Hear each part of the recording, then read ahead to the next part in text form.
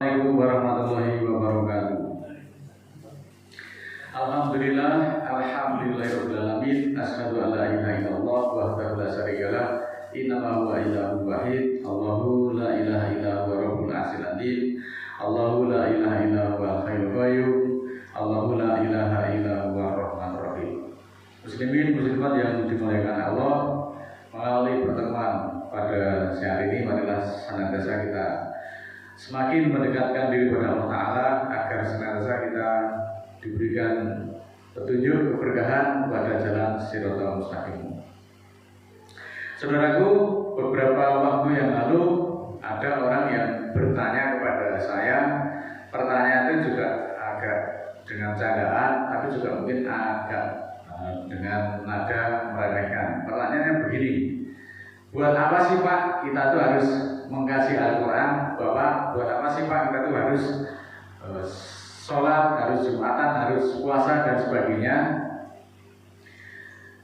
Toh Anda sudah ngaji bertahun-tahun tidak kaya-kaya. Pertanyaan seperti itu. Nah, kenapa demikian? Karena pertanyaan-pertanyaan yang sama seperti itu juga banyak sekali ditanyakan kepada kita semuanya. Karena memang mereka mengambil contoh banyak sekali orang yang sama sekali tidak belajar Al-Quran, sama sekali tidak mengamalkan Al-Quran, bahkan mengabaikan Al-Quran, hidupnya bisa enak, bisa bahagia, bahkan karirnya juga bisa lancar jaya, bisa kaya dan bisa sejahtera. Sementara Anda yang puluhan tahun ngaji juga tidak kaya-kaya. Itulah pernyataan senada yang beberapa waktu ditanyakan kepada saya. Saya juga hanya tersenyum saja menanggapi pertanyaan setelah itu, karena itu hanyalah tampak luarnya saja. Kita tidak perlu membahas bagaimana nasib dia di akhirat nanti, karena sudah jelas siksa neraka adalah sebagai puncak kesengsaraan bagi orang yang melakukan hal demikian. Saudaraku, bahwa neraka itu adalah simbol ilahiyah sebagai puncak kesengsaraan di akhirat. Sesungguhnya semua orang yang jauh dari Al-Quran akan mengalami kesengsaraan rohani, walaupun di dunia mereka memiliki segalanya. Apakah kita akan terus mendustakan Al-Quran hanya karena besarnya keuntungan yang dunia yang kita dapat? Kita dapat proyek besar, dapat penghasilan yang menggiurkan, mendapatkan pujian dari orang yang selama ini mungkin kita ikuti, dan keluarga yang sangat membahagiakan. Andaikan kita tetap mendustakan demi semua itu, sungguh nanti akan mendapatkan kesengsaraan hidup di dunia, dan di akhirat akan menghampiri diri kita semuanya. Kesengsaraan dunia dan akhirat semuanya nanti akan menghampiri kita. A'udzubillahi minasyaitonir rajim. Bismillahirrahmanirrahim. Walladzina kafaru wa kadzabu bi ayatina ulaika ashabun nar hum fiha khalidun. Dan orang-orang yang kafir dan mendustakan ayat-ayat kami, itulah kelompok neraka, itulah kawanan neraka, dan mereka kekal di dalamnya abadi selama-lamanya.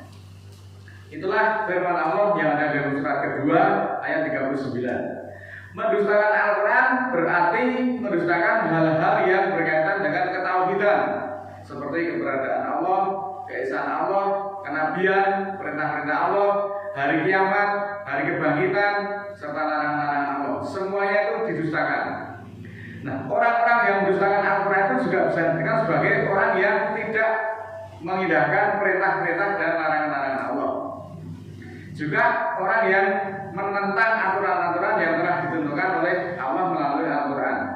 Juga menolak salah satu rukun iman yang keenam, yaitu beriman kepada kitab suci yang Allah turunkan.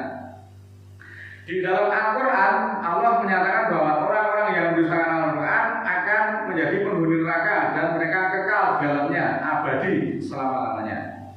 Adapun orang-orang yang kafir pada Allah dan mengingkari perintah-perintahnya dan berpaling dari petunjuk-petunjuknya dan kitab-kitabnya yang telah diturunkan dan mendustakan Al-Quran adalah penduduk neraka. Mereka menetap di sana dan tidak dapat keluar selama-lamanya dari neraka.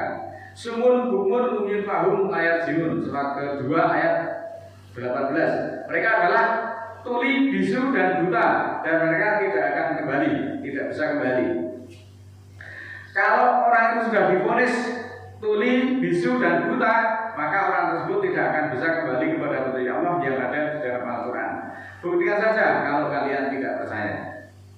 Innalladzina kafaru wasadu an sabilillahi wasaku rasulah min ba'di mata bayana lahumul huda lan yadurullaha sayin wasa yuhbitu a'malahu. Surat ke-47 ayat 32.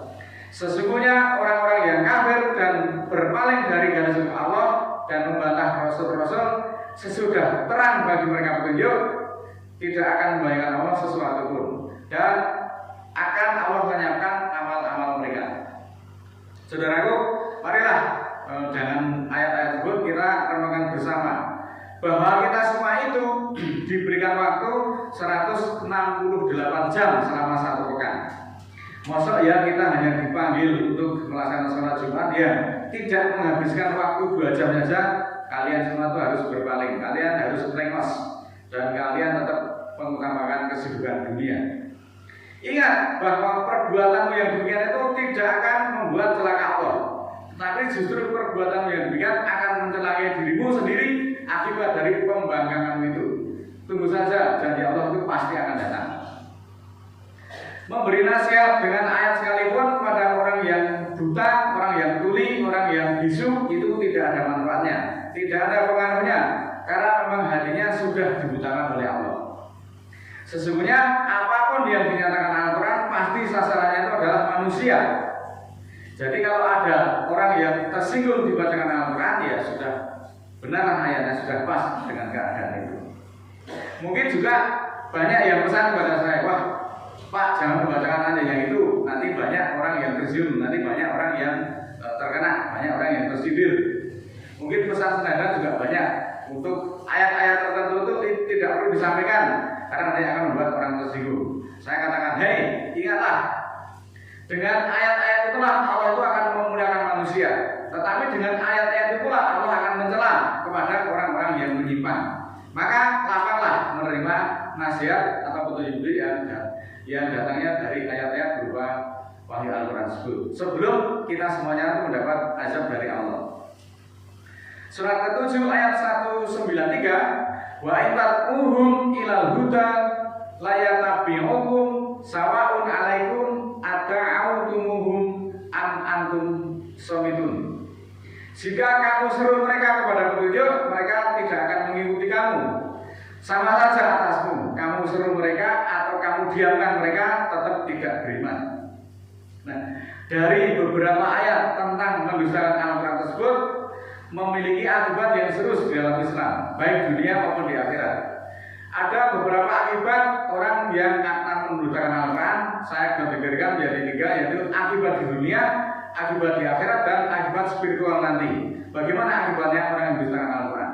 Yang pertama, orang yang mendustakan Al-Quran akan menyebabkan seorang itu kehilangan iman dan keluar dari agama Islam. Jadi iman mereka akan hilang kalau kita mendustakan Al-Quran.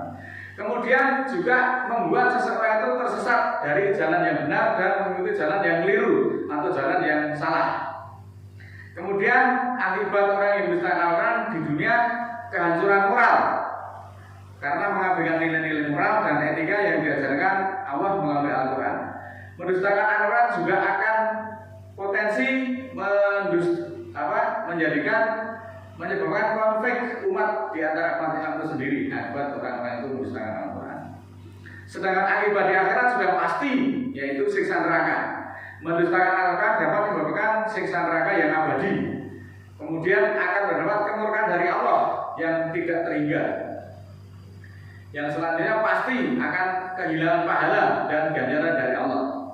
Yang keempat, bahwa dikategorikan sebagai orang-orang yang kafir. Mendustakan Al-Quran dapat menyebabkan seseorang itu dikatakan sebagai orang yang kafir.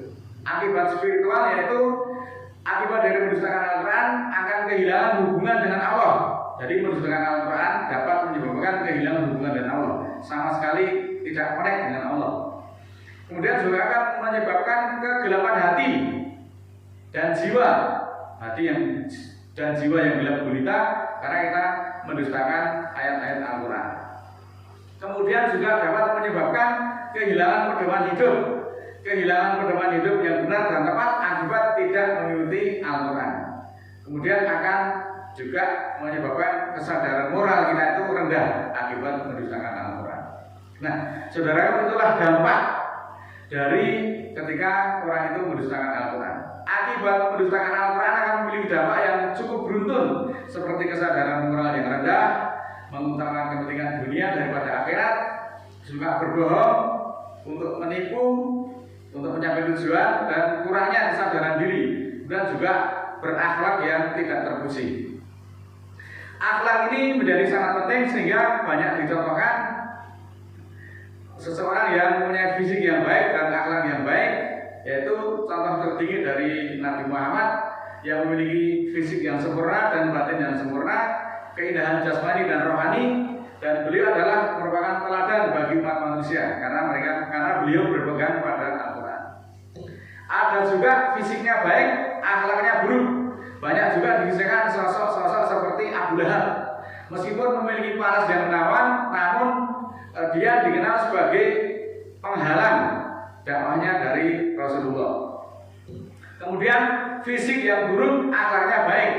Itu misalnya banyak juga dikisahkan seperti Bilal bin Rabah. Walaupun penampilannya sering diremehkan karena fisiknya mungkin jelek pada zaman itu, tetapi beliau mempunyai pribadi yang penuh ketulusan dan iman yang kuat.